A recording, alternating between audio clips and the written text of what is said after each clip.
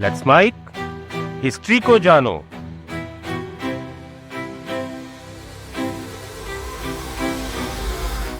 पूरे भारत में कुल 1500 से ज्यादा किले हैं। ज्यादातर किले या तो जमीन पर बने हैं या पहाड़ों पर, लेकिन हमारे देश में एक ऐसा किला भी है जो समुद्र के बीचों बीच बना है। इस किले का नाम है जंजीरा का किला। यह किला इतना मजबूत था कि इसको कभी भी कोई जीत नहीं पाया।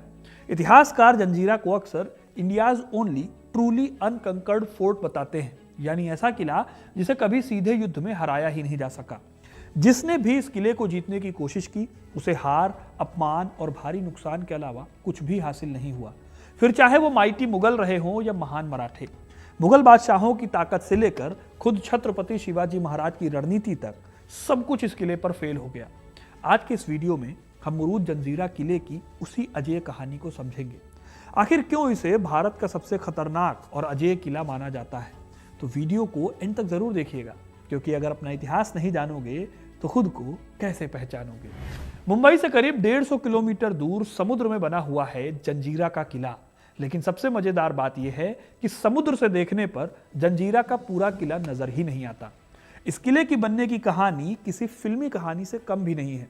99% लोगों को पता ही नहीं है कि इस किले को बनाने वाले लोग भारत या यूरोप के नहीं थे, या फिर इस किले का वो दरवाजा जो खोलते ही आप सीधे समुद्र में गिर जाएंगे, या फिर कैसे एक साजिश ने इस किले की नींव डाल दी थी। ये सब कुछ हम जानेंगे। पहले जानते हैं इस किले की ऐसी क्या खास बात है कि इस किले को 500 साल तक कोई भी जीत नहीं पाया। वो कहावत आपने सुनी होगी कि आवश्यकता ही आविष्कार की जननी है। जंजीरा का किला इसका परफेक्ट एग्जाम्पल है। देखिए, जंजीरा का किला पूरी तरह से गोल नहीं बनाया गया, बल्कि ये अंडे की तरह ओवल शेप में फैला हुआ है। अब ऐसा नहीं है कि किला बनाने वालों को गोल शेप बनाना नहीं आता था, बल्कि एक सोची समझी स्ट्रेटेजी का हिस्सा था। अंडाकार ढांचा जो होता है वो गोल ढांचे से ज्यादा फैला होता है, इसीलिए इस स्ट्रक्चर पर दुश्मन की तोपों का सीधा वार जो है वो कम असर करता है। अगर इस किले के आप साइज को देखो तो यह समुद्र तल से लगभग 90 फीट ऊंचा है और इसकी नींव समुद्र के अंदर करीब 20 फुट गहरी तक धसी हुई है। यानी कि इस किले की दीवार को पूरी तरह से गिरा पाना लगभग इम्पॉसिबल है। इतनी गहरी नींव इस किले को ऐसी मजबूती देती थी जिससे यह किला समुद्री लहरों और हमलों दोनों के सामने अडिग बना रहता था। किले की दीवार अगर देखो तो लगभग 40 फुट ऊंची है, लेकिन इनकी असली खासियत इनकी मोटाई और इनकी बनावट में छिपी है। जंजीरा की दीवारें नीचे की ओर बहुत ज्यादा चौड़ी हैं और ऊपर की ओर जाते जाते ये धीरे धीरे सकरी होती जाती हैं। इस शेप की वजह से जैसे जैसे आप इस किले के करीब जाओगे आपको लगेगा जैसे इसकी दीवारें ऊपर की ओर उठ रही हैं। दुश्मन पर नजर रखने के लिए ये दीवारें बहुत काम आती थी। इसका एक और फायदा यह था कि जब दुश्मन की तोपों के गोले दीवार से टकराते थे तो वो पूरी ताकत से लगने की बजाय अक्सर फिसल जाया करते थे। जंजीरा के किले में कुल 28 बड़े बड़े बुर्ज बनाए गए। हर बुर्ज दूसरे बुर्ज को कवर फायर दे सकता था, यानी अगर दुश्मन एक दिशा से हमला करेगा तो उस पर कई दिशाओं से एक साथ गोलीबारी की जा सकती थी। सबसे इंटरेस्टिंग बात यह है कि समुद्र से देखने पर जंजीरा का पूरा किला नजर ही नहीं आता। दूर से केवल इसकी ऊपरी दीवारें और बुर्ज दिखाई देते हैं। इसका असली ढांचा समुद्र की ऊंचाई और चट्टानों में छिपा रहता है। यही वजह है कि दुश्मन को किले की असली ऊंचाई, मोटाई और बनावट का अंदाजा ही नहीं हो पाता। जैसे जैसे कोई जहाज किले के पास आता है दीवारें उसे और ऊंची और डरावनी लगने लगती, मानो कि वो ऊपर की ओर उठ रही हो। किले के एंट्री गेट भी किले को काफी महफूज रखते थे। इस किले में एक शेर दरवाजा है। ये एक छिपा हुआ एंट्री गेट है जो लगभग 20 मीटर की दूरी पर ही जाकर दिखाई देता है, उससे पहले नहीं दिखता। वही दूसरा दरवाजा जिसे दरिया दरवाजा कहते हैं वो अरब सागर के गहरे पानी की ओर खुलता है। इस दरवाजे का इस्तेमाल इमरजेंसी में चुपचाप बाहर निकल जाने के लिए या फिर सीक्रेट तौर पे एंट्री करने के लिए किया जाता था। इस वजह से इसको चोर दरवाजा भी कहते हैं। करीब 22 एकड़ में फैले इस किले को बनाने में लगभग 22 साल लगे। इसके बुर्जों पर उस दौर की बेहतरीन शानदार तोपें तैनात थीं। ये तोपें स्वीडन, स्पेन, फ्रांस और हॉलैंड जैसी यूरोपियन देशों से मंगाई गई। यही वजह है कि जंजीरा सिर्फ एक किला नहीं था, बल्कि समुद्र के बीच में खड़ा एक चलता फिरता युद्ध दुर्ग था। कहते हैं कि मुरूद जंजीरा की सिक्योरिटी के लिए एक टाइम पर लगभग 514 तोपें थी। ये संख्या अपने आप में चौंकाने वाली है, क्योंकि उस दौर में इतने बड़े पैमाने पर तोपों की तैनाती केवल या तो बड़े बड़े एम्पायर्स की राजधानी के दुर्गों में देखने को मिलती थी या बहुत इंपॉर्टेंट सेंटर्स पर। इन तोपों में अगर देखें तो कलाल बांगड़ी, लांडा कासम और चावरी जैसी बड़ी बड़ी तोपें थी जो बहुत फेमस थी। आज भी किले के बुर्जों पर ये तोपें मौजूद हैं। खास तौर पर कलाल बांगड़ी को उस समय की सबसे घातक समुद्री तोप में से माना जाता था। कहा जाता है कि ये तोप कई किलोमीटर दूर तक अचूक निशाना साध सकती थी और इसकी मारक क्षमता इतनी ज़्यादा थी कि दुश्मन के जहाज किले के पास आने से पहले ही तबाह हो जाते थे। इन तोपों को इस तरह से लगाया गया कि वो 360 डिग्री में फायर कर सकती थी, यानी जंजीरा के चारों ओर समुद्र का कोई भी हिस्सा सेफ नहीं था। लेकिन जंजीरा सिर्फ हथियारों के दम पर ही मजबूत नहीं था, बल्कि इसे लंबे टाइम तक घेराबंदी झेलने के लिए भी पूरी तरह से तैयार किया गया था। यानी कि अगर दुश्मन घेर ले इस किले को तो भी उसका बाल बांका नहीं किया जा सकता। ये किला चारों ओर समुद्र से वैसे ही घिरा हुआ है, इस वजह से महीनों तक बाहर की दुनिया से कटे रहने का पूरा इंतजाम था। किले के अंदर ही लगभग 60 फुट गहरे पानी के 2 तालाब बनाए गए। ये बारिश के पानी को जमा करने के लिए इस्तेमाल होते थे। इसके अलावा किले के अंदर एक मीठे पानी का कुआं भी है जो आज भी काम करता है। साथ ही साथ खाने पीने के लिए फूड स्टोरेज बनाए गए। इसमें चावल, ज्वार, बाजरा और सूखा खाना महीनों तक रखा जाता था। इस किले के बीचों बीच सिद्दी नवाब की भव्य हवेली थी, जो सिर्फ रहने की जगह नहीं थी बल्कि एडमिनिस्ट्रेशन और मिलिट्री डिसीजंस का सेंटर होती थी। यहीं से पूरे किले की डिफेंस, हथियारों की तैनाती और समुद्री एक्टिविटीज पर नजर रखी जाती थी। इस किले को इस तरह से डिजाइन किया गया था कि उस पर कब्जा कर पाना लगभग इम्पॉसिबल हो जाए। जंजीरा जिन चट्टानों पर खड़ा है वो बहुत मजबूत ग्रेनाइट की बनी है।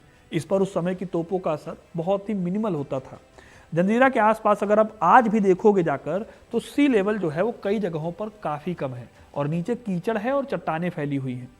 यही वजह है कि कोई भी जहाज किले के बहुत पास से अटैक नहीं कर सकता, क्योंकि जैसे ही कोई भारी जहाज पास आने की कोशिश करता था वो समुद्र की गाद में फंस जाता था और हिल भी नहीं पाता। फिर बाकी का काम किले की भारी तोपें कर देती थी। इसीलिए जिसने भी इस किले को जीतने की कोशिश की उसे हार और भारी नुकसान के सिवा कुछ भी नहीं हासिल हुआ। लेकिन अब सवाल उठता है कि इस किले को किसने और कैसे बनवाया। दरअसल जिस जगह पर आज मुरूद जंजीरा का विशाल किला खड़ा है वहां बसावट की कहानी बहुत पुरानी है। माना जाता है कि 8वीं शताब्दी के आसपास इस एरिया में सिद्दी कम्युनिटी आई थी रहने के लिए। ये बात सुनकर बहुत से लोगों को हैरानी होती है, लेकिन सिद्दी लोग मूल रूप से भारत के रहने वाले नहीं थे। ये लोग पुर्तगालियों के साथ आए थे और गुलाम थे। सिद्दियों का मूल निवास स्थान एबिसीनिया यानी आज का इथियोपिया माना जाता है। दिल्ली सल्तनत के टाइम पर इन सिद्दी लोगों को गुलामों, बॉडीगार्ड्स और सैनिकों के रूप में रखा गया, लेकिन धीरे धीरे इनकी पहचान सिर्फ गुलामों तक लिमिटेड नहीं रही। सिद्दी सैनिक खास तौर पर नेवल अभियानों के लिए बेहद जरूरी माने जाते थे। अपनी काबिलियत के दम पर इनकी पूछ राजाओं के बीच में होने लगी। सिद्दियों का जलवा इतना था कि बहमनी सल्तनत में उनको काफी इज्जत मिलती थी। बहमनी सल्तनत के दौर में पुणे के पास मौजूद जुन्नर इलाके में एक सूबेदार था। इस सूबेदार का नाम था मलिक अहमद। साल 1482-83 के दौरान उसने जंजीरा को घेरने की कोशिश की, लेकिन जंजीरा को वो जीत नहीं पाया।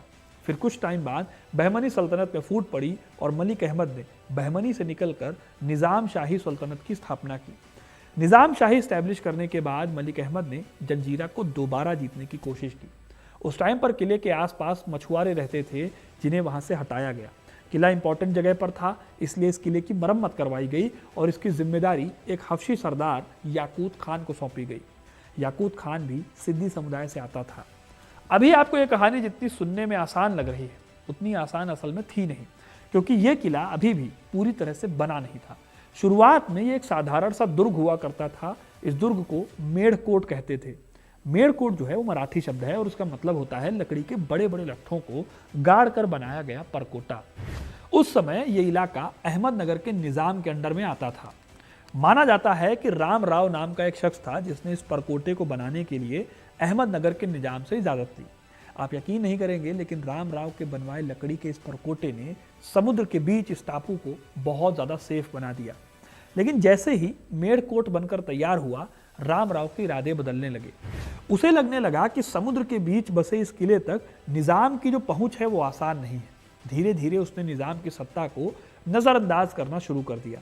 जाहिर है कि यह बात निजाम को नागवार गुजरी और उसे रोकने के लिए उसने अपने सबसे भरोसेमंद कारिंदे पीरम खान को भेजा।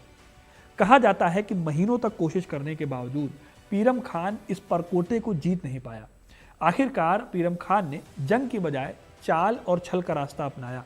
वो एक शराब व्यापारी का भेष बनाकर किले के अंदर घुसने में कामयाब हो गया और मौका पाकर किले पर कब्जा कर लिया। पीरम खान यहाँ पर लगभग 12 सालों तक काबिज रहा। साल 1538 में उसकी मौत हो गई। उसकी मौत के बाद निजाम बुरहान ने जंजीरा किले की जिम्मेदारी दी अपने शिया मंत्री शाह ताहिर को। फिर शाह ताहिर वो शख्स थे जिन्होंने इस लकड़ी के मेढ़कोट की जगह एक पक्के और मजबूत पत्थर के किले की नींव रखवाई। यही फिर आगे जाकर मुरूद जंजीरा के रूप में जाना गया। इस किले को अलग अलग राजाओं ने अपने अपने तरीके से बदलवाया, लेकिन इस किले को असली शेप दिया था मलिक अंबर ने। मलिक अंबर भी एक सिद्दी गुलाम था जो इथियोपिया से आया था। अपनी बुद्धि और जंग लड़ने के हुनर के चलते वो जल्दी ही निजाम शाही सल्तनत के सबसे ताकतवर और सबसे काबिल सेनापति के रूप में उभरा।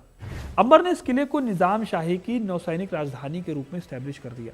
इस टाइम पर ही इस किले की दीवारों को और ज्यादा मोटा किया गया, बुर्जों की ऊंचाई बढ़ाई गई, तोपों को इस तरह से रखा गया कि समुद्र के चारों ओर दुश्मन को कवर किया जा सके। मलिक अंबर ने जंजीरा को दक्कन के पश्चिमी तट पर मुगलों के खिलाफ एक परमानेंट नेवल बैरियर के रूप में इस्तेमाल किया। इन खासियतों के चलते यह किला कोंकण तट से आने जाने वाले व्यापारिक और सैन्य जहाजों पर नजर रखने का मुख्य केंद्र बन गया। साल 1600 ईस्वी में मुगल बादशाह अकबर ने अहमदनगर पर कब्जा किया और निजाम शाही को लगभग खत्म कर दिया। लेकिन यह मलिक अंबर था जिसने जंजीरा में रहते हुए मुगलों के खिलाफ जवाबी कार्रवाई शुरू की और निजाम शाही को एक बार फिर खड़ा कर दिया। उसने मुगलों के खिलाफ मोबाइल आर्मी इस्तेमाल की, छोटे हमले किए और सप्लाई लाइन काटने की रणनीति अपनाई। इसी रणनीति के चलते मुगल दक्कन में पूरी तरह से कामयाब नहीं हो पाए। अकबर के बाद साल 1618 में मलिक अंबर ने सिद्दी सुरूल निजाम से जंजीरा की जागीर अपने पास ले ली और खुद को जंजीरा रियासत का पहला आज़ाद नवाब घोषित किया। इसके बाद जंजीरा एक आज़ाद समुद्री राज्य बन गया। ये ना तो सीधे सीधे मुगलों के अधीन था और ना ही किसी दक्कनी सल्तनत के। मलिक अंबर ने यहाँ अपने परमानेंट सिद्दी नेवी को लगाया। ये लोग मलिक अंबर के लिए कुछ भी करने को तैयार थे। उधर अकबर की मौत के बाद मुगल बादशाह जहांगीर ने भी जंजीरा को अपने कंट्रोल में लेने की कोशिश की। इस किले के बिना दक्कन और कोंकण के कोस्ट को जीत पाना लगभग इम्पॉसिबल था, लेकिन जहांगीर कभी भी जंजीरा को नहीं जीत पाए। इस वजह से जहांगीर को मलिक अंबर से इतनी गहरी नाराजगी हुई कि उसने अपनी आत्मकथा तुझके जहांगीरी में मलिक अंबर का कई बार जिक्र किया। कुछ फारसी सोर्सेस के हिसाब से जहांगीर ने मलिक अंबर का अपमान करने के लिए उसकी तस्वीर बनवाकर उस पर तीर चलाए थे। इसी बात से आप समझ सकते हैं कि मलिक अंबर कितना बड़ा चैलेंज रहा होगा जहांगीर के लिए। खैर, मलिक अंबर की सूझबूझ और जंजीरा की अजेय समुद्री स्ट्रक्चर ने इस किले को इंडियन हिस्ट्री के सबसे सेफ और कभी न जीते जाने वाले किलों में शामिल कर दिया। मलिक अंबर के बाद निजामशाही कमजोर पड़ने लगी और मुगलों का प्रभाव बढ़ने लगा। जब औरंगजेब दक्कन का सूबेदार बना तो उसने सिद्दियों से टक्कर लेने की बजाय दोस्ती का रास्ता अपनाया।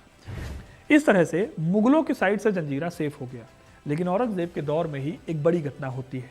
इसी दौर में मराठा ताकत भी तेजी से उभर रही थी और छत्रपति शिवाजी महाराज की नज़र इस किले पर गड़ी हुई थी। इसकी एक वजह भी थी।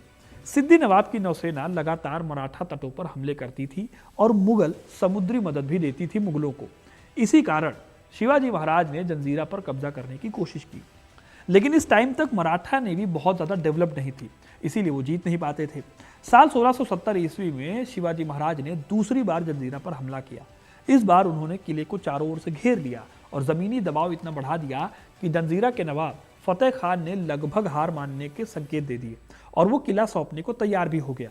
लेकिन शिवाजी महाराज की किस्मत अच्छी नहीं थी। किला मिल पाता उससे पहले ही जंजीरा के अंदर सत्ता को लेकर स्ट्रगल हो गया। फतेह खान के ही सरदार संबल, कासिम और खैरियत ने उसके खिलाफ विद्रोह कर दिया।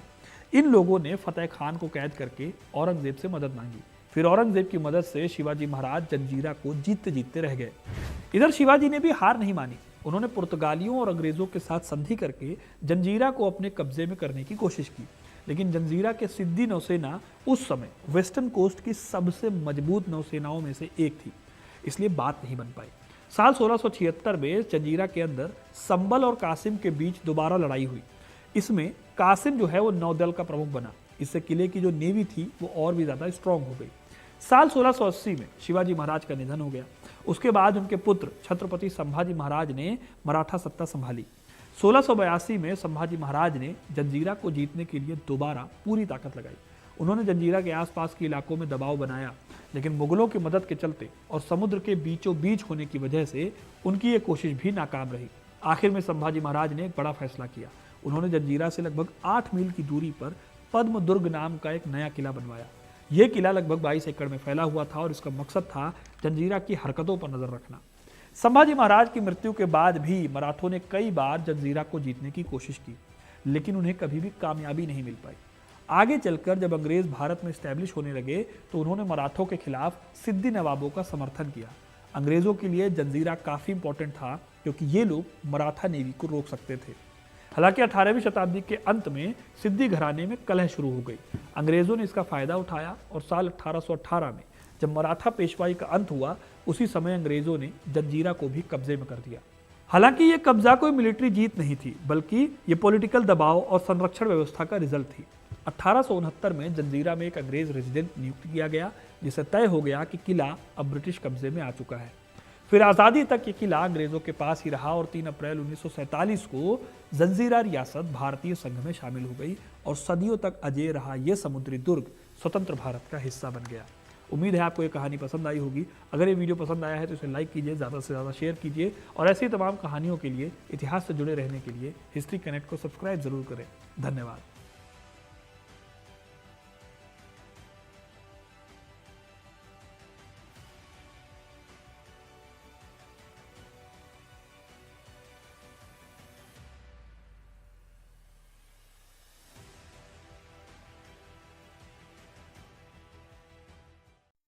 आप सुन रहे थे let's mind more than radio. Follow कीजिए हमें हमारे सोशल मीडिया प्लेटफॉर्म्स पर।